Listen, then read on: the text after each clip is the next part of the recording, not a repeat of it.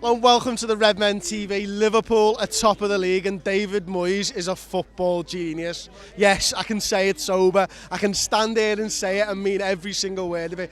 David Moyes is a football genius. He's a divvy. He's a proper bad knobhead, to be honest with you. He come today and he just wanted a draw at best. Like, he didn't want to harden, and I can kind of understand it. Like, Liverpool have been in great form. Everyone expected us to roll them over there and that. But you know what? Fair play to Sunderland, actually. They played a decent game. We knew what we were going to get from it. Like, that number 4 who was on Phil Coutinho, man marked him while he was on the field. Like, was doing a good job, to be fair. Like, I've not seen anyone man mark Phil Coutinho, and it looked like Phil was struggling with it, to be fair. I'm not sure how the injury occurred exactly. It was completely the other end of the pitch. For, I mean, I heard that an ambulance was called for Phil Coutinho.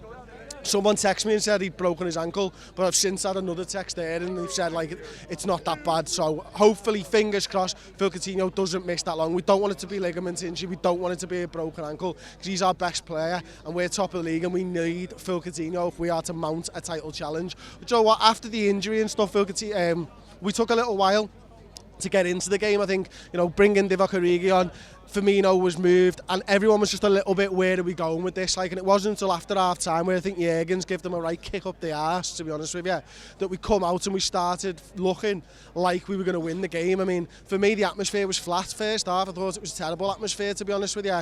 But second half, there was like that guttural screaming and roaring, and that's what Anfield does best. It does raw emotion, and when we, as fans, start putting our raw emotion into it, Liverpool, the team, always seem to step up to it, and that's what happened again. It was another one of them where we, the fans, led them to another 3 points, in my opinion. Anyway, look, the players on the pitch are ultimately the guys who have to go out there and do it, but it felt like we really affected that football match. And if we as fans can do what we did second half there all season long, we won't drop many points at Anfield. Divock Origi, what a goal that is. He's taken that absolutely beautifully. At first, I'm thinking, when he's got the ball, I'm like, just cross it in, cross it in. Nah, what are you listening to me for? I know fuck all. I know as much as David Moyes. Divock Origi decides, I'm going to bang this in the bottom bin, and bang it in the bottom bin, he does. And then you've got clutch James Milner on the penalty. Looked to me like Sadio Mane was looking for that from about 40 yards out, and I don't blame him. He'd ran about 70, 80 yards, and by the time he got into the box, he knew exactly what he was doing. And when you've got James Milner to take penalties like that, why the fuck wouldn't you?